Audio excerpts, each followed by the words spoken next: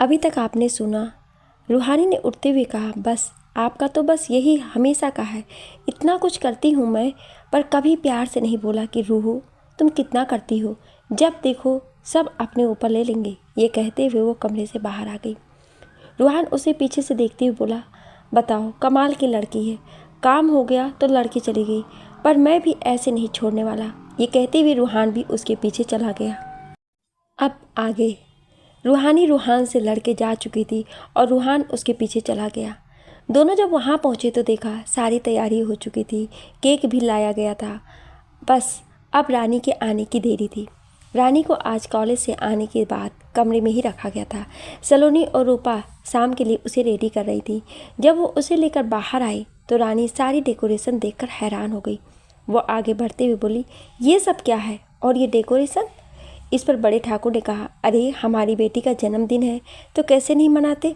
आप शायद भूल गई थी कि, पर हम सब नहीं भूले हैं। ये बोल वो उसे लेकर सबके पास चले गए। ये देखकर रानी की आंखें नम थी। उसने नम आंखों से कहा, पर बड़े पापा आप जानते हैं ना कि मैं अपना जन्मदिन नहीं मनाती हूँ। इस पर सोहम जी ने कहा, नहीं मनाते थे तो ना सही, पर अब तो आपको मनाना होगा क्योंकि हम सब चाहते हैं और अब आप कुछ नहीं कहेंगी। भाई हमने बहुत मेहनत करके ये सब कराया है, थोड़ी तारीफ़ कर दो। उनके ये कहते ही रानी और बाकी सब भी हंस दिए। रूहानी ने मुस्कुराते हुए कहा, हाँ दीदी तारीफ़ तो करनी ही होगी आपको, और उसके बाद जल्दी से केक कट करें आप। ये बोल उसने उसके हाथ में नाइफ़ दे दिया। तभी दरवाजे पर किसी ने नॉक किया। सबने देखा तो विनय जी और सुरेखा जी खड़े थे। उन्हें देखकर बड़े ठाकुर ने कहा, अरे विनय साहब आप, वो भी भाभी जी के साथ? विनय जी ने अंदर आते हुए कहा, हाँ हमें रूहान ने बुलाया था, सोचा उसकी पत्नी और आप सबसे भी मिल लेंगे। ये कहते हुए उसकी नज़र रूहानी पर चली गई। साची जी ने सुरेखा जी के गले लगते हुए कहा, अच्छा वाह आप आ गई, बहुत वक्त गुजर गया था आपसे मिले हुए, कैसी हैं आप? सुरेखा जी ने उन्हें देखते हुए कहा, हम तो ठीक हैं, आप बताएं। अब तो दो दो बहू मिल गई हैं आपको और एक बेटी, अब तो आपके क्या कहें बड़ी ठाकुराइन जी। ये बोल वो हंसने लगी तो बाकी सब भी उनकी बात पर हंस दिए। साची जी ने उन्हें रूहानी और रूहान के पास लाते हुए कहा, आप भी मिल लो मेरे अकड़ू बेटे की प्यारी सी पत्नी से। सुरेखा जी ने जब रूहानी को देखा तो थोड़ी भावुक हो गई। उन्होंने उसके सर पर हाथ फेरते हुए कहा, खुश रहो, बहुत प्यारी हो तुम। रूहानी ने मुस्कुरा के उनसे कहा, वो तो सब बोलते हैं, माँ भी यही कहती है कि रूहानी आप बहुत प्यारी हैं। अब मैं इनकी तरह हर वक्त मुंह सड़ा के थोड़ी ही रहती हूँ जो सब मुझे देखें बोले कितने सड़ू हैं। उसकी इस बात पर रूहान ने मुंह बनाते हुए कहा, अच्छा मैं सड़ू हूँ तो आप क्या हैं, बड़बोली? उसके ऐसा कहते ही रूहानी ने कहा, देख रही हैं आप माँ, ये फिर मुझे बोले। सुरेखा जी तो ये सब देखकर खुश हो रही थी। उन्हें लगा शायद अब उनकी ज़िंदगी में, उनके घर में भी यही शोर खुशियाँ आने वाली है। यही सोचते हुए वो मुस्कुरा रही थी। चलो सुरेखा हम केक काटने चलते हैं। हेलो रानी बेटा, केक काटो, इनका तो चलता रहेगा। ये बोल वो लोग जाने लगे तो फिर से एक बार दरवाजे पर किसी ने नॉक किया। इस बार जब सबने देखा तो डॉक्टर आंसू खड़े थे। रानी ये देखकर थोड़ा डर गई। रूहानी ने जब देखा कि आंसू आ गया है तो वो खुश होते हुए बोली, अरे डॉक्टर आंसू आप आ गए, आइए, आपका ही इंतज़ार हो रहा था, आपको आने में तकलीफ़ तो नहीं हुई ना? ये कहते हुए उसके पास गई और उसका हाथ पकड़कर अंदर लाते हुए बोली, पापा चाचा जी ये डॉक्टर आंसू जी हैं, कल मेरा एक्सीडेंट हुआ था, इन्होंने ही ट्रीटमेंट किया था। और आपको पता है कि ये ठाकुर साहब के बहुत अच्छे दोस्त भी हैं, कल ही हमें पता चला है। मैंने सोचा क्यों ना आज इन्हें बुला लूँ, ठीक किया ना हमने? ये कहते हुए सबकी तरफ देखने लगी। इधर सलोनी, रूपा, रानी, आदित्य और रूहान डरे हुए थे कि कहीं रूहानी अपने बड़ बोलेपन में सब उगल ना दे। और विनय जी के दिमाग में ये चल रहा था कि रूहानी सबसे झूठ क्यों बोल रही है। इधर डॉक्टर आंसू की हालत ख़राब थी। उसे परेशान देखकर रूहान उसे गले लगाते हुए कहा, अरे कैसे हैं आप डॉक्टर साहब? फिर धीरे से उसके कान में बोला, अपने आप को नॉर्मल करें आप, नहीं तो आप सबको फंसा देंगे, और स्माइल करें बस, बाकी हम और रूहानी संभाल लेंगे। ये कहते हुए उससे दूर हुआ।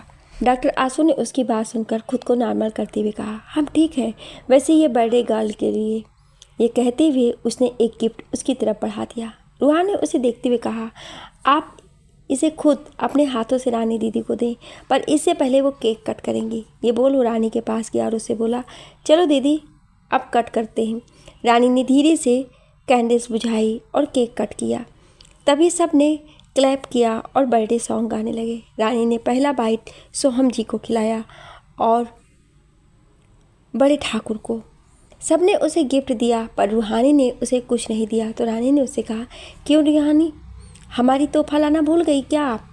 इस पर रूहान ने कहा, अरे वो नहीं लाई तो क्या हुआ दीदी, हम तो लाए हैं, ये ले आपका तोहफा हम दोनों की तरफ से। ये कहते हुए उसने गिफ्ट उसे दे दिया।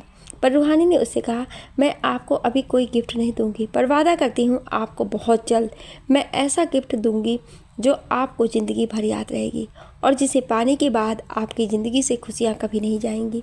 ये कहते हुए उसने उसका हाथ पकड़ लिया। सब बैठ के बातें करने लगे। रूहान और आदित्य दोनों आंसू से बात करने लगे। रूहानी और रूपा दोनों ही सब के लिए नाश्ते का इंतज़ाम कर रहे थे। तभी सलोनी सौरू को लेकर आई और उसके सामने खड़ी होते हुए बोली, लाडो ये क्या था? रूहानी बिना देखे उससे बोली, क्या क्या था दीदी? यही जो डॉक्टर आंसू यहाँ आए उनका। सलोनी की बात पर रूहानी ने उनकी तरफ देख कर कहा, अरे वो तो ठाकुर साहब ने उन्हें बुलाया था। ये सुनते ही सलोनी ने बच्चे को रूपा को दिया और उसके कान पकड़ते हुए बोली, अच्छा तो अब देवर जी को फंसा रही हैं आप? वो ये बोल ही रही थी कि तभी रूहान ने वहाँ आकर कहा, बहुत अच्छा भाभी, और तेज के मोड़ो इसके कान। ये सुनते ही रूहानी ने मुंह बना के कहा, आपको तो मैं बताऊंगी, दीदी छोड़ो ना आप। सलोनी ने उसके कान को छोड़ते हुए कहा, अरे ये सब करने से पहले बता तो दिया करो। रूहानी ने अपने कान को सहलाते हुए उससे कहा, बताया तो था इन्हें, इन्होंने बोला ये सब देख लेंगे। इस पर सलोनी ने उससे कहा, आपने अपने इनको बताया था, पर क्या हमें बताया? अगली बार ये करना तो हमें ज़रूर बताना। उसकी बात पर रूहानी हाँ में सर हिला दी। बाकी सब चले गए। रूहानी गुस्से में जाने लगी तो रूहान उसका हाथ पकड़कर दूसरी तरफ पिलर से लगा के खड़ा होते हुए कहा, हाँ आप कुछ भूल गई हैं। रूहानी ने उसे देखते हुए कहा, क्या? रूहानी ने उसके चेहरे को पकड़ते हुए कहा, ये, और उसके होठों के पास आने लगा तो रूहानी ने उसके होठों पर अपना हाथ रख दिया और उससे बोली, कुछ नहीं मिलेगा आपको, खबरदार जो आज आप मेरे पास आए तो। एक तो दीदी से मेरे कान पकड़वाते हैं और फिर इन्हें प्यार करना याद आता है। उसकी बात पर रूहान ने उसके हाथों को पकड़ के हटाते हुए कहा, मैं तो नहीं रह रहा दूर, आपको रहना है तो रहें। ये कहते हुए वो उसके पास आने लगा कि तभी सोहम जी की खांसने की आवाज़ आई। ये सुन उसने रूहानी को छोड़ दिया। रूहानी वहाँ से भाग गई। रूहान ने देखा सोहम जी पीछे ही खड़े थे। उसने उन्हें देखते हुए कहा, वो मैं कुछ लेने आया था, अच्छा मैं चलता हूँ। ये बोल वो भाग गया और उसके जाते ही सोहम जी हंसने लगे। सब बैठ के साथ खाना खाया और जाने लगे। विनय जी ने एक तोहफा निकाल के सलोनी को देते हुए कहा, ये आपके लिए, हमने बच्चे के होने पर आपको कुछ नहीं दिया था, ये उसके लिए। ये कहते हुए उन्होंने उसके सर पर हाथ फेर दिया। फिर उन्होंने रानी को गिफ्ट दिया और रूहानी के पास आकर उसे बोली, ये आपके लिए और कल आप हमारे घर खाने पर आना है आपको। ये कहते हुए उन्होंने बहुत प्यार से उसके सर पर हाथ फेरा। सुरेखा जी ने रूहानी को देखते हुए कहा, आपसे मिलकर अच्छा लगा और कल और अच्छा लगेगा अगर आप हमारे साथ डिनर करें। उनकी बात पर रूहानी ने उनसे कहा, जी क्यों नहीं, हम जरूर आएंगे। उसकी बात पर सुरेखा जी मुस्कुरा दी और चली गई। उनके जाने के बाद डॉक्टर आंसू भी जाने लगे तो रूहानी ने उनसे कहा, अरे डॉक्टर साहब, इतने दिनों बाद आप मिले हैं अपने दोस्त से, तो आज रुक जाएं और इनसे बातें करें और कल सुबह ये खुद आपको छोड़ आएंगे। क्यों ठाकुर साहब? ये कहते हुए वो रूहान की तरफ देखने लगी। रूहान भी उसे रुकने को कहा पर डॉक्टर आंसू इस बात पर नहीं माने और चले गए। बाकी सब भी सोने चले गए। रूहान भी अपने कमरे में चली आई और जो गिफ्ट विनय जी उसे दिया था वो उसे देखकर खोलने लगी तो रूहान ने पीछे से आकर उसे गोद में उठा लिया और ये देख रूहानी ने उससे कहा, ठाकुर साहब क्या कर रहे हैं आप? बहुत भाग रही हैं आप आज सुबह से, तो अब भागो। ये कहते हुए उसने उसे बिस्तर पर बैठाया और खुद उसकी गोद में सर रख कर लेट गया। रूहानी ने उसके बालों को सहलाते हुए कहा, क्या हो रहा है? इस पर रूहान ने उठते हुए कहा, अभी कुछ हुआ कहाँ है रूहानी, अभी तो होगा। और ये कहते हुए वो उसकी तरफ बढ़ा तो रूहानी उठ के जाने लगी तो रूहान ने उसका हाथ पकड़कर बिस्तर पर खींच लिया और रूहानी आकर बिस्तर पर गिर गई। रूहान ने उसके दोनों हाथों को कस के पकड़ते हुए कहा, हाँ बोले आप, क्यों सता रही हैं आप मुझे कल से? ये सुनते ही रूहानी शर्माते हुए, मैं कहाँ कुछ कर रही हूँ, अच्छा तो हम कर लेते हैं। ये कहते हुए रूहान उसके होठों के पास आ गया और उसे अपने बाहों में ले लिया। दूसरी तरफ रानी अपने कमरे में आई और दरवाज़ा बंद कर अपनी चूड़ियाँ उतार कर रखने लगी तो उसकी नज़र डॉक्टर आंसू के गिफ्ट पर गई। उसने उठकर उसे अपने हाथ में लिया और देखने लगी। उसने उसे देखते हुए कहा, बहुत देर कर दी तुमने आने में आंसू। काश आप कभी गए ही ना होते तो शायद आज मेरी ज़िंदगी कुछ होती, पर गलती तो मेरी भी है। मुझे ही देर से पता चला था अपने दिल के बारे में। ये सोचते हुए उसने आंसू का गिफ्ट खोला तो देखा उसमें एक बॉक्स था। उसने उसे खोला, उसमें बहुत सारे लेटर्स थे और कुछ सामान। रानी ने जब वो सामान देखा तो वो उसकी वो चीज़ें थी जो बचपन में कभी खो गई थी और उसे मिली नहीं थी। उसमें गुलाबी रंग का हेयर क्लिप था, एक पैर की पायल थी जो उसे खो गई थी, और भी बहुत कुछ था उसमें। रानी वो सब देखकर रोने लगी। उसने एक लेटर उठाया और उसे खोल के देखा तो उसमें तारीख पढ़ते हुए कहा, 1 जुलाई 2011। मेरी रानी। ये पढ़ते ही रानी वहीं नीचे बेड से लग के बैठ गई। रानी ने जब आंसू के लिखे लेटर पढ़े तो वो वहीं बेड से टिक के बैठ गई। उसकी आंखों में आंसू थे। वो लेटर को पढ़ने लगी। रानी, आज यहाँ मुझे 1 हफ्ते हो गए हैं। मैं तुम्हें बहुत मिस कर रहा हूँ। क्या करूँ, अब कोई नहीं है ना जो मुझे तंग करे, मुझे इरिटेट करे, इसलिए बस बोर हो गया हूँ। काश आप यहाँ होती तो अब तक आप मुझे खींच के इस 4 दीवारी के कमरे से बाहर ले गई होती और बगीचे में ज़बरदस्ती बैठा के अपने बेतुके वाले सवाल और बातों से परेशान करती, पर आप तो यहाँ है नहीं। चलो अच्छा, चलता हूँ, बाय, मेरी क्लास का वक्त हो गया है। वैसे मुझे नहीं पता ये लेटर तुम्हें कब दूंगा, क्योंकि वक्त नहीं मिलता है यहाँ से बाहर जाने का। अपना ख्याल रखना, खुद के लिए नहीं, मेरे लिए, क्योंकि मैं रह नहीं पाऊँगा अगर आपको कुछ हुआ। बाय। ये पढ़ उसने उस लेटर को साइड में रखा और दूसरा लेटर उठा लिया। उसे खोल के देखा तो उसमें लिखा था, रानी कैसी हो? पता है कुछ दिन पहले हमारे एग्ज़ाम का रिजल्ट आया और तुम बिलीव नहीं करोगी कि मैंने टॉप किया है। वैसे तुम यकीन नहीं करोगी पर मैं आज भी टॉप पर हूँ। वैसे आपके एग्ज़ाम कैसे जा रहे हैं? फर्स्ट ईयर तो कंप्लीट कर लिया होगा। तुम्हें पढ़ाता कौन है? मैं तो हूँ नहीं। पक्का जिससे भी पढ़ती होगी फेल ही होती होगी तुम। चलो मैं चलता हूँ, सॉरी, आज भी ये लेटर मैं आपको नहीं भेज सकता। ये पढ़ते हुए रानी रोने लगी थी। उसने दूसरा लेटर उठाया। वो बहुत ही प्यारे कागज़ पर लिखा था। उसमें लिखा था, आज 2 फरवरी है, तुम्हारा जन्मदिन है। सॉरी मैं वहाँ नहीं हूँ, पर आपसे आज अपने दिल की बात कहना चाहता हूँ। रानी, मैं आपसे प्यार करता हूँ और ये बात मैं बहुत जल्द आपको खुद बताऊँगा और साथ ही आपको आपका जन्मदिन का तोहफा भी देंगे। बस आप थोड़ा इंतज़ार कर लेना। सॉरी, आज ये वाला लेटर आपको देने की हिम्मत नहीं है। हैप्पी बर्थडे मेरे दिल की रानी। रानी ये सब पढ़ते हुए रोने लगी थी। उसके सामने वो सारी यादें आ गईं जो उसने आंसू के साथ बिताया था। उन सभी याद कर रानी उस बॉक्स में रखे हर एक सामान को निकाल कर देखने लगी। उसने सारे लेटर्स जो कम से कम 300 या 400 होंगे उसे देखकर वो रोने लगी। वो रोते हुए खुद से बोली, बहुत देर कर दी तुमने आने में आंसू, बहुत देर कर दी हमें ये बताने में कि आप हमसे प्यार करते थे। अब मैं चाह करके भी आपकी नहीं हो सकती। मैं आपकी ज़िंदगी को ख़राब नहीं कर सकती। ये कहते हुए उसने सब कुछ उस बॉक्स में वापस डाला और उसे बंद कर दिया। रानी अपने बिस्तर पर लेटे आंसू के बारे में सोचने लगी। सुबह का वक्त महल। रूहानी, रूपा सबके लिए नाश्ता लगा रहे थे। सलोनी बैठी सौर को दूध पिला रही थी। उसने चम्मच से सौर को दूध पिलाते हुए कहा, रानी दीदी अभी नहीं आई अपने कमरे से, जाकर देख जरा रूपा दीदी कहाँ हैं। उसके ये कहते ही रानी रेडी हुई, उनके पास आते हुए बोली, आ गए हम, किसी को कहीं जाने की ज़रूरत नहीं है। ये कहते हुए उन लोगों के पास आकर खड़ी हो गई। उसने सौर को देखते हुए कहा, क्या हो रहा है, दूध पिया जा रहा है? उसे देख सौर उसकी गोद में आने की कोशिश करने लगा। वो क्या था, सौर रानी से काफ़ी कनेक्ट हो गया था। रानी ने उसे देखते हुए कहा, क्या हुआ, गोदी में आना है? चलो पहले आप दूध ख़त्म करो फिर आना। ये कहते हुए उसने उसके माथे पर चूम लिया। बाकी सब भी धीरे धीरे आ गए और नाश्ता करने के लिए बैठ गए। बड़े ठाकुर ने रूहानी से पूछा, रूहानी बेटा, रूहान कहाँ है, आया नहीं अभी तक खाने के लिए? उनके पूछने पर रूहानी ने उनसे कहा, पापा वो आज जल्दी ऑफिस चले गए, कोई मीटिंग थी उनकी। अच्छा रानी, रूपा तुम दोनों कॉलेज जाओगे ना? बड़े ठाकुर के पूछने पर रूपा ने कहा, जी बड़े ठाकुर, बस आप सबको नाश्ता करा के मैं और दीदी निकल जाएंगे। ये सुनकर बड़े ठाकुर चुपचाप खाना खाने लगे। सब खाना खा के अपने काम पर लग गए। रूहानी टिफ़िन भरा और उसे लेकर बाहर आई और रूपा रानी को देते हुए बोली, इसे रख लो दीदी, और तू भी रूपा। उन दोनों ने टिफ़िन अपने बैग में रखा और महल से बाहर आ गई और तीनों साथ में ही कॉलेज के लिए निकल गईं। दोपहर का वक्त, हॉस्पिटल।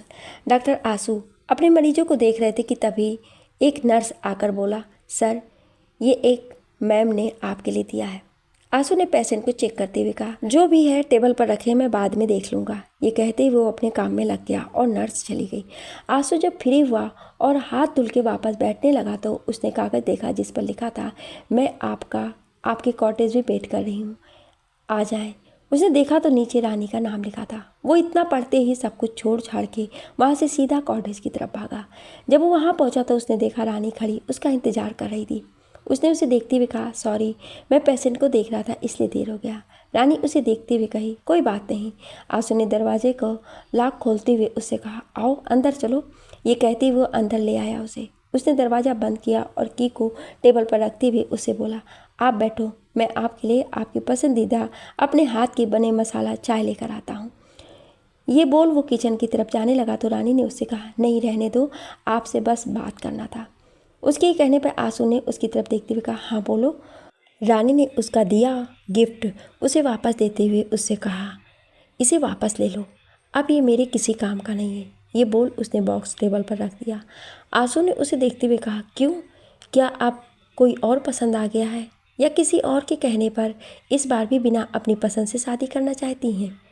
शायद तुम मेरे बारे में जानते नहीं हो, मैं एक शादीशुदा औरत हूँ। और वो इतना ही बोल पाई थी कि तभी आंसू ने आगे कहा, और आप विधवा हो चुकी हैं, आपने खुद अपने पति को मारा है, यही बताना चाहती है ना मुझे? रानी ने ये सुनकर उसे देखते हुए कहा, आपको ये सब कैसे पता?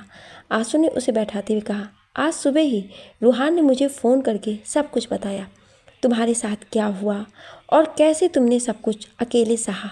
लगता है तुम मुझे भूल गई थी या तुम्हें मुझ पर भरोसा नहीं था रानी, पर गलती हमारी भी थी कि हमने आपसे कभी नहीं कहा कि हम आपसे प्यार करते हैं और बहुत करते हैं। लेकिन वो गलती मैं आज नहीं करना चाहता। लेकिन अब वक्त और हालात कुछ और हैं आंसू, मैं वो रानी नहीं हूँ, ना मैं तुम्हें कोई खुशी दे सकती हूँ, मैं अब तुमसे प्यार नहीं कर सकती। उसके ये कहने पर आंसू ने उसके सामने घुटने पर बैठकर उसका हाथ अपने हाथों में लेते हुए कहा, मत दो, कुछ मत दो, आप हमें नहीं चाहता है आपसे कुछ, बस कुछ चीज़ें दे दो, मुझे मेरी रानी दे दो, बाकी मैं तुमसे कुछ नहीं चाहता। लेकिन इसके बदले में मैं आपको बहुत कुछ दूंगा, आपकी खुशियाँ, आपके होठों की हंसी और आपकी ज़िंदगी का सुकून। आप चाहें तो मुझे कोई खुशी मत दो, पर अपने आने की खुशी मुझे मेरी ज़िंदगी में दे दो। उसके ये कहने पर रानी ने उससे रोते हुए कहा, मैं नहीं दे पाऊंगी, क्योंकि मैं अपने परिवार को धोखा नहीं दे सकती। उन्होंने मुझे बेटी माना है, भरोसा किया है, मैं उनके भरोसे को नहीं तोड़ सकती, माफ़ कर दें। ये बोल वो उठ खड़ी हुई और जाने लगी तो आंसू ने उसका हाथ पकड़कर उसे अपने कमरे की तरफ ले गया। रानी ये देखकर उसे बोली, ये क्या कर रहे हैं आप, हाथ छोड़े हमारा। आंसू ने कमरे का दरवाज़ा खोल के लाइट्स ऑन किया और उसे दिखाते हुए कहा, ये देख रही हैं, इस हाल में जीता हूँ मैं, आपके अलावा किसी को भी मैं आज भी अपनी ज़िंदगी में लेकर नहीं आया हूँ। आपकी इन तस्वीरों को देखकर मेरी सुबह की शुरुआत होती है और इसी से मेरी शाम। आप छोड़ के जा सकती हैं मुझे, पर मैं आपको ऐसे ही प्यार करता रहूँगा। देखें आप कब तक नहीं आती हैं। रानी ने देखा तो आंसू के कमरे में उसके बचपन की तस्वीरों से लेकर शादी के पहले तक की तस्वीर थी, जिसे आज भी आंसू ने संभाल कर रखा था। उसने अपना हाथ छुड़ाया और वहाँ से रोते हुए चली गई। आंसू वहीं खड़ा उसे जाते हुए देखने लगा। इधर कॉलेज में रूहानी रानी को खोजती हुई रूपा के पास आई तो उसने बताया कि वो चली गई है। ये सुनते ही वो उससे बोली, क्या दीदी चली गई, पर इतनी जल्दी? मुझे लगता है बात कुछ और ही है। ये कहते हुए उसने घर पर फ़ोन किया तो सलोनी ने फ़ोन उठाया। सलोनी की आवाज़ सुनते ही उसने कहा, दीदी, रानी दीदी आई हैं क्या घर पर? उसके ये पूछने पर सलोनी ने उससे कहा, नहीं, क्या हुआ, सब ठीक है ना? रूहानी ने उससे कहा, हाँ दीदी सब ठीक है, अच्छा हम बाद में फ़ोन रखते हैं। ये बोल उसने फ़ोन रख दिया। उसने आंसू को फ़ोन मिलाया और उधर से डॉक्टर आंसू ने कहा, हाँ रूहानी बोलो। डॉक्टर आंसू, दीदी आई थी क्या आपके पास? उसके ये पूछने पे आंसू ने कहा, हाँ आई थी और गिफ्ट वापस देकर गई। आंसू की बात पर उसने कहा, क्यों, क्या हुआ, उन्होंने कुछ कहा क्या? उन्होंने मुझसे रिश्ता करने से मना कर दिया और यहाँ से चली गई। ये सुनते ही रूहानी ने उससे कहा, और आपने जाने दिया होगा? आंसू ने मुँह लटका के कहा, और क्या करता, कुछ नहीं, आप बस मुंह लटका के बैठे रहें, क्योंकि वैसे भी आपने कौन सा पहले कुछ किया था। अरे थोड़ी हिम्मत दिखाई होती तो आज दीदी आपके साथ होती और दोनों खुश होते आज। पर नहीं, आपको तो बस दीदी को जाते हुए देखना है। अच्छा बैठो। अरे जब आप खुद नहीं चाहते तो मैं क्यों आपकी मदद करूं? रूहानी उससे गुस्से में ताने मारे जा रही थी। सब कुछ तो कह दिया, पर ना जाने क्यों वो मान ही नहीं रही है, बस ना बोल के चली गई। मैं क्या करता? उसकी बात सुन रूहानी को बुरा लगा। उसने कहा, सॉरी डॉक्टर साहब, पर आप चिंता मत करें, मैं हूँ ना, मैं कुछ करती हूँ। ये बोल उसने फ़ोन रख दिया। वो वहाँ से रूपा को लेकर सीधे रूहान के ऑफिस के लिए निकल गई। जब वो रूहान के ऑफिस पहुंची तो उसने रूपा को वहीं रुकने को कहा और खुद अंदर उसके केबिन में चली गई। वो अंदर गई तो देखा रूहान फाइल्स देख रहा था। वो अंदर आते हुए बोली, आप फ्री नहीं हो क्या? उसे वहाँ देख रूहान हैरान होते हुए बोला, आप यहाँ क्या कर रही हैं? वो हमें आपसे बात करनी थी। सुनो ना, ये कहते हुए वो उसकी गोद में बैठ गई और अपनी बाहें बहुत प्यार से उसके गले में डालते हुए बोली, मेरा एक काम कर दो। उसके ऐसे करने पर रूहान ने उसे पकड़ते हुए कहा, आप एक तो ऐसे ना पकड़ा करें हमें, हम डर जाते हैं आजकल आपको ऐसे पकड़ने पर। जब जब आप ऐसे प्यार दिखाती हैं, कुछ ना कुछ खुरापात आपके दिमाग में ज़रूर चलता रहता है। और अब क्या सोच के आई हैं आप? रूहानी ने बहुत प्यार से उसे देखते हुए कहा, आप कितने अच्छे हैं। मेरे कहने पर आपने डॉक्टर साहब से बात की, एक बार मेरे कहने पर आप दीदी से बात करो ना, और उससे पहले घर वालों से बात कर लेना, क्योंकि उन्हें मनाना बहुत मुश्किल हो सकता है। वैसा ऐसा होना तो नहीं चाहिए, पर फिर भी आप देखो ना बात करके प्लीज़। उसके ऐसे कहने पर रूहान ने उसे देखते हुए कहा, मतलब मुझे क्या समझा तुमने रूहानी? ये कोई बात होती है? जब देखो आओगी और ऐसे, एक तो ऐसे आके बोलती हो कि तुम कि मैं मना भी नहीं कर सकता हूँ, तो मान जाओ ना, कर लो ना बात सबसे। उसके ऐसा कहने पर रूहान ने कहा, ठीक है बात कर लूँगा, अब आप मुझे काम करने देंगी या वो सब छोड़ के आप पर दिमाग लगा लूँ? एक तो वैसे भी मेरा मन खराब कर देती हो पास आकर, जाओ तुम यहाँ से।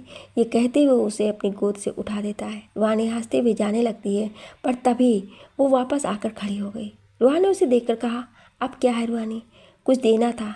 ये कहकर वो रूहान के गालों पर अचानक से किस करके भाग गई।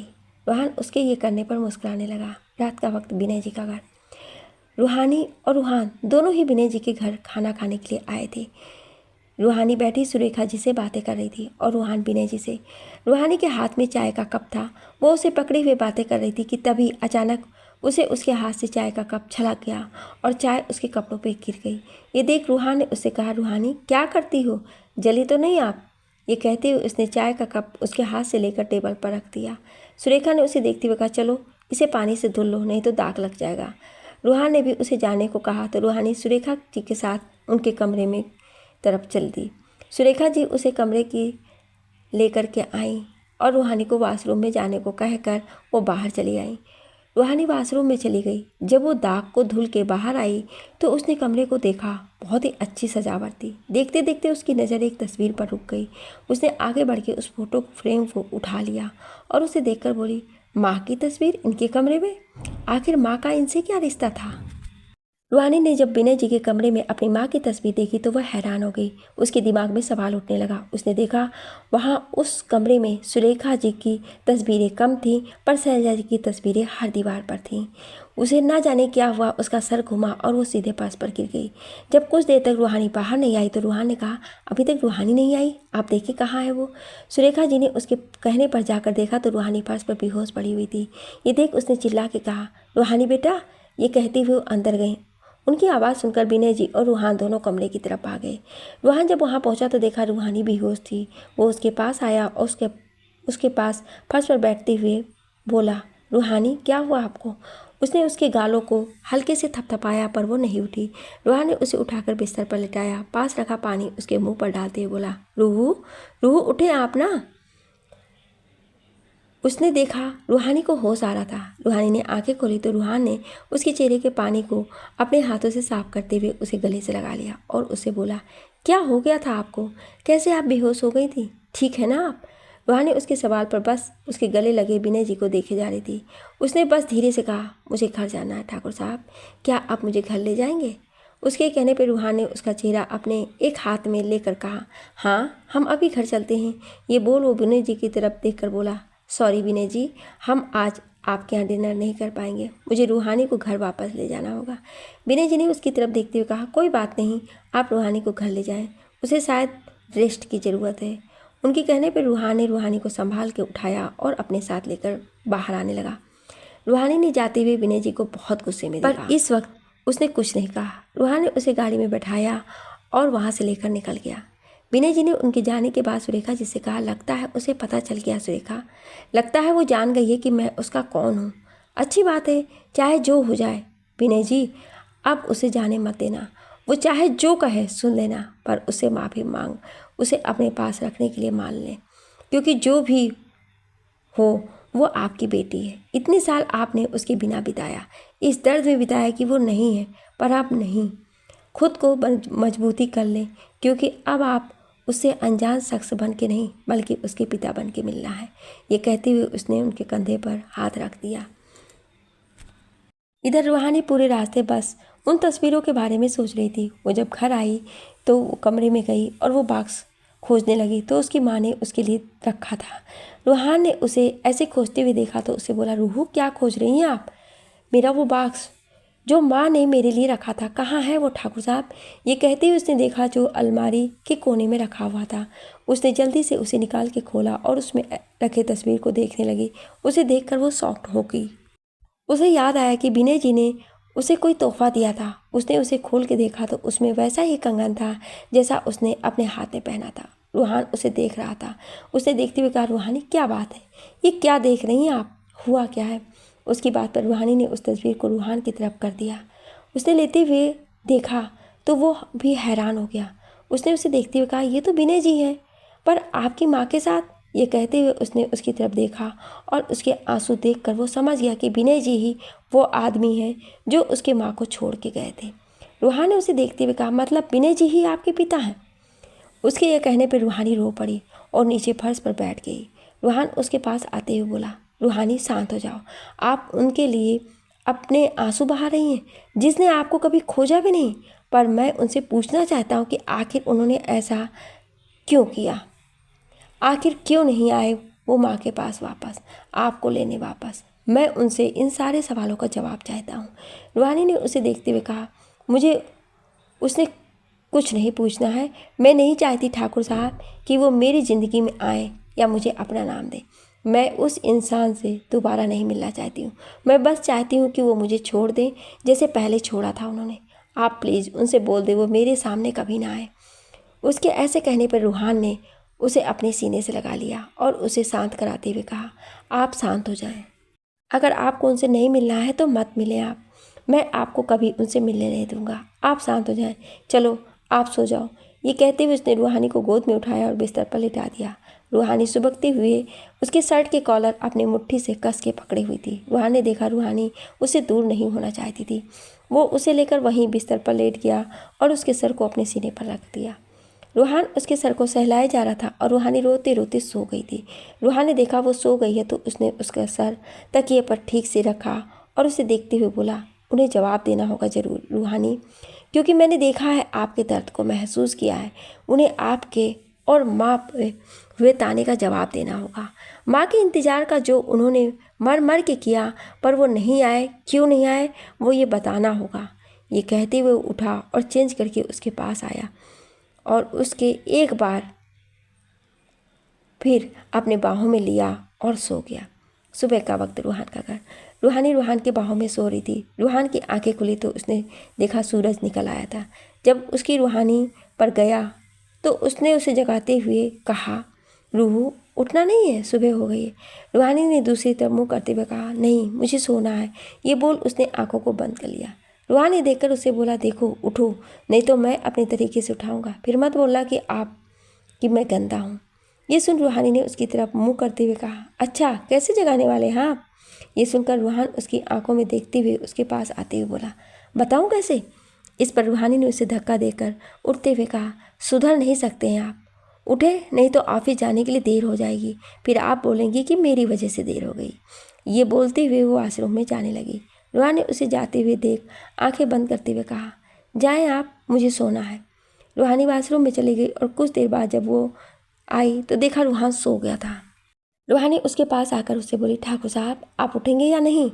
उसके बोलने पर भी जब रूहान नहीं बोला तो उसने कुछ और सोचा, जो ज़ोर से चिल्लाते हुए बोली, ठाकुर साहब इधर आए। उसकी आवाज़ सुन रूहान जल्दी से उठा और वाशरूम की तरफ भागा। वो दरवाज़ा नॉक कर पूछने ही वाला था कि तभी रूहानी ने पीछे से उसे अंदर धक्का मारा और गेट बंद कर दिया। रूहान ने अंदर दरवाज़ा खटखटाते हुए कहा, रूहानी दरवाज़ा खोलो, देखो मैं गुस्सा हो जाऊँगा। पहले आप नहा लें तब खुल जाएगा दरवाज़ा, नहीं तो बैठे रहें अंदर। उसके बोलने पर रूहान ने कहा, मैं तुम्हें देख लूँगा, मुझे बाहर आने दो। ये बोल रूहान को नहाना ही पड़ा। रूहानी भी धीरे से दरवाज़ा खोल वहाँ से चली गई। कुछ देर में जब रूहान नहा के दरवाज़ा खोला तो उसने देखा रूहानी कहीं नहीं थी। वो रेडी होकर बाहर गया तो उसने देखा रूहानी चाय बना रही थी। वो जाकर पीछे से उसे पकड़ते हुए बोला, अब बोले कहाँ जाएंगी आप? ठाकुर साहब छोड़ें हमें, कोई आ जाएगा अभी। ये कहते हुए रूहानी खुद को छुड़ाने लगी, पर रूहान ने उसकी ना सुनते हुए उसे अपनी तरफ मोड़ लिया और उसे देखते हुए कहा, आने दो, पर जो आपने किया है उसका जुर्माना पहले भरे, तब छोड़ूंगा, नहीं तो कोई नहीं खड़ी रहे मेरी बाहों में। रूहानी ने धीरे से उसके पास आकर उसके गालों पर किस कर दिया। नहीं, मुझे तो कुछ और चाहिए, ये बोल रूहान उसके पास आने लगा कि तभी रूपा आ गई और उन्हें देखकर बोली, ये आप दोनों कमरे में नहीं जा सकते? चलिए, बड़े ठाकुर ने बुलाया है, विनय जी आए हैं। ये बोल वो चली गई। विनय जी का नाम सुनकर रूहानी वापस से गुस्से में आ गई। रूहान उससे कहा, आप यहीं रहें, मैं आता हूँ उनसे मिलके। ये बोल वो जाने लगा तो रूहानी ने उससे कहा, नहीं ठाकुर साहब, मैं चलूँगी उनसे मिलने। रूहानी ने उसका हाथ पकड़ा और उसके साथ महल की तरफ चल दिया। और इधर महल में विनय जी सुरेखा जी के साथ आए थे और बड़े ठाकुर और साची जी उनसे बात कर रहे थे। तभी रूहान रूहानी के साथ आया। सुरेखा जी ने जब रूहानी को देखा तो उसके पास आते हुए बोली, आपकी तबीयत कैसी है? हम बस आपसे मिलने आ गए थे। रूहानी ने अपना हाथ उठाकर उन्हें वहीं रोकते हुए कहा, वहीं रुक जाएं आप, मैं बहुत अच्छी हूँ और खुश हूँ, मुझे आपकी या आपके पति की ज़रूरत नहीं है, आप सब यहाँ से चले जाएं। उसकी इस बात पर ठाकुर साहब ने कहा, रूहानी बेटा, ये कैसी बातें कर रही हैं आप विनय जी से? विनय जी ने ठाकुर से रोकते हुए कहा, रहने दें आप रंजीत जी, रूहानी गुस्से में है और उसका गुस्सा जायज़ भी है। इस बात को सुनते ही रूहानी का गुस्सा जैसे फूट पड़ा। वो विनय जी से बोली, सही कहा आपने विनय राजपूत जी, मेरा गुस्सा, मेरी नफ़रत और यहाँ तक कि मेरे दर्द सब जायज़ था, पर कुछ नाजायज़ था, वो मैं थी। इसमें गलती मेरी नहीं थी, बल्कि आपकी वजह से मुझे यह ताज मिला कि मैं नाजायज़ कहलाई। पर आपको इससे क्या? आप तो इन सब से दूर थे, अपनी पत्नी के साथ, अपनों के साथ। आपको कैसे पता चलता कि एक नन्ही सी कुछ महीने की बच्ची को कैसे कैसे नाम मिले और 28 साल तक कैसे वो उन नामों के साथ रही? कैसे उसे देखने वाला ये जज करता था कि उसकी माँ क्या थी जो ये नाजायज़ हुई? आपको इसका अंदाज़ा भी नहीं होगा कि मेरी माँ ने क्या क्या सहा है और कितना तड़प के वो मरी है। पर फिर भी उसने कभी भी आपको दोषी नहीं ठहराया। उसने कभी नहीं कहा कि आपकी वजह से वो दुनिया की नज़रों में, अपने लोगों की नज़रों में गिर गई। क्या कसूर था उसका, बताएं मुझे। उस औरत का क्या कसूर था जिसने आपसे प्यार किया और बदले में आपने उसके साथ क्या किया और उसे छोड़ दिया चील जैसी दुनिया के सामने नोचने के लिए? विनय राजपूत साहब, आप मेरे बाप क्या, मेरी माँ के पति क्या, उसके आशिक क्या, आप तो उसके पैरों की धूल भी कहलाने के लायक नहीं है। रूहानी अपने गुस्से में आज सब बोले जा रही थी जो उसने इन 28 सालों में सहा था, सुना था। सुरेखा जी और विनय जी सब सुने जा रहे थे, पर उनके साथ सब ये देखकर हैरान थे कि विनय जी और रूहानी का रिश्ता ये था कि वो बाप बेटी थे। इस बात पर बड़े ठाकुर ने कहा, मतलब तुम उस शैलजा की बेटी हो जिसे कभी विनय प्यार करता था? पर विनय ने तो बताया वो मर गई, इसलिए उसने सुरेखा को सब बता के शादी की है और उसकी कोई बेटी है, ऐसा तो कभी सुनने में नहीं आया था। इस पर रूहानी ने कहा, नहीं सुनने में आया तो आज देख लें आप, मैं आप सबके सामने खड़ी हूँ और अफसोस कि मेरे अंदर बहने वाला एक कतरा खून इस इंसान का भी है जिससे इतनी हिम्मत नहीं थी कि वो आकर मेरी माँ का हाथ थाम सकता।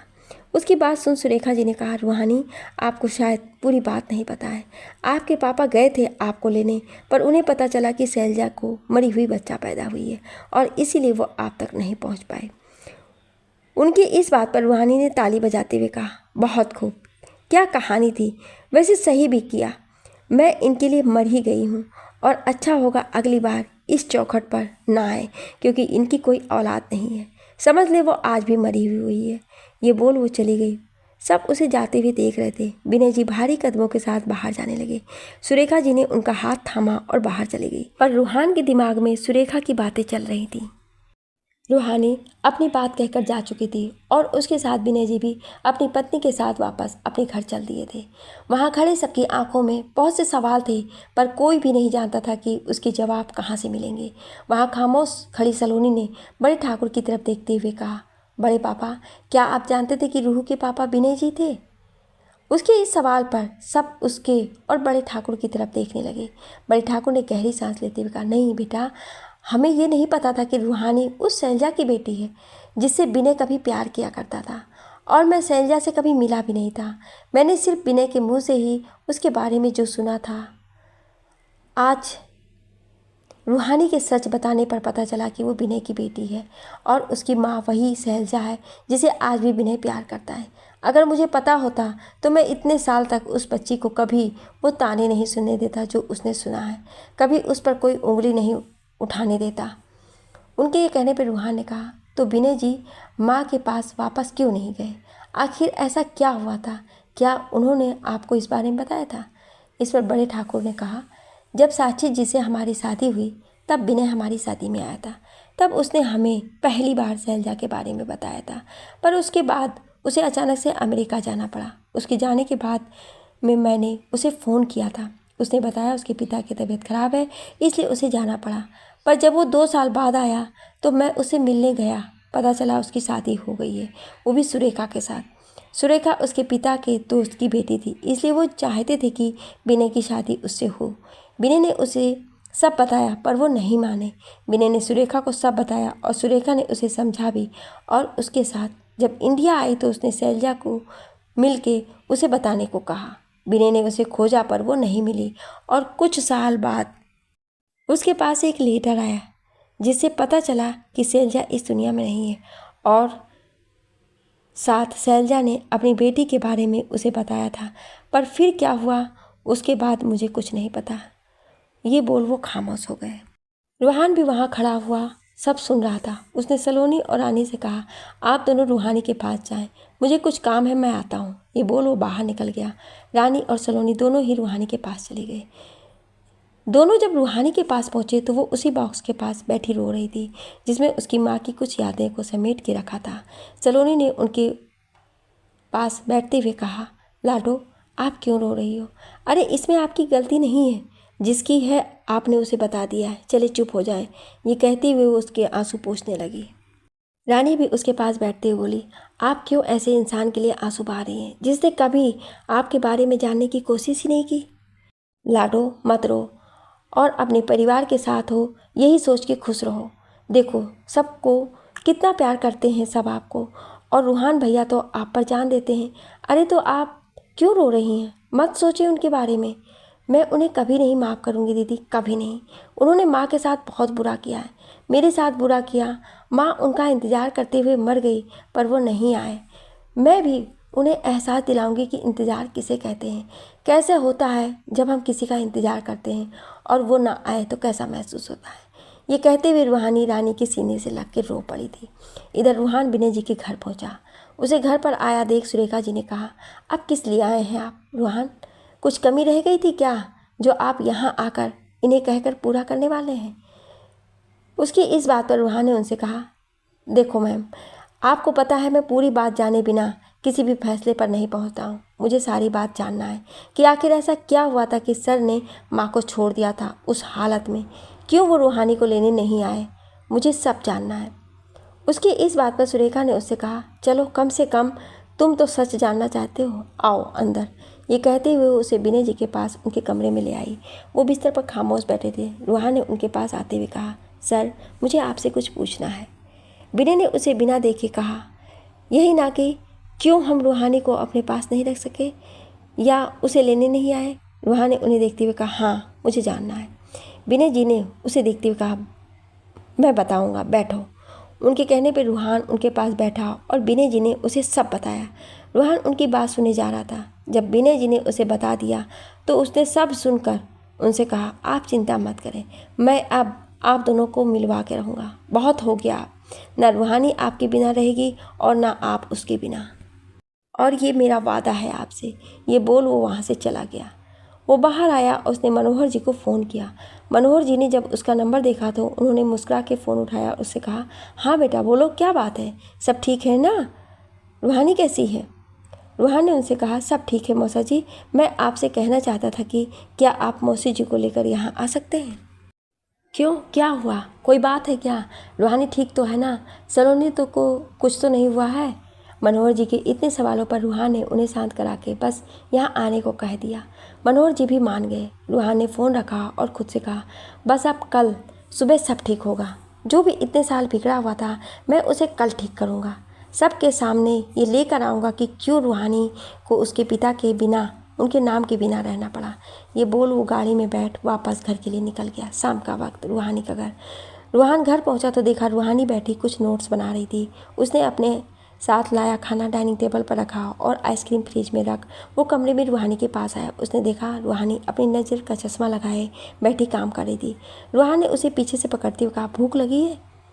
उसके ऐसे पकड़ते हुए और उसे कहते ही रूहानी का ध्यान वक्त पर गया तो उसने देखा कि वो आज जल्दी आ गया था। रूहानी ने चश्मा उतार के टेबल पर रखते हुए कहा, सॉरी मैं अभी कुछ नहीं बनाई हूँ, आप रुकें, कुछ जल्दी से बना देती हूँ। ये कहते हुए उठ के जाने लगी तो रूहान ने उसे पकड़कर अपने पास लाते हुए कहा, जानता था आप कुछ नहीं बना पाई होंगी, इसलिए हम बाहर से खाना ले आए हैं और भी आपका फेवरेट, उसके साथ आइसक्रीम भी लाए हैं।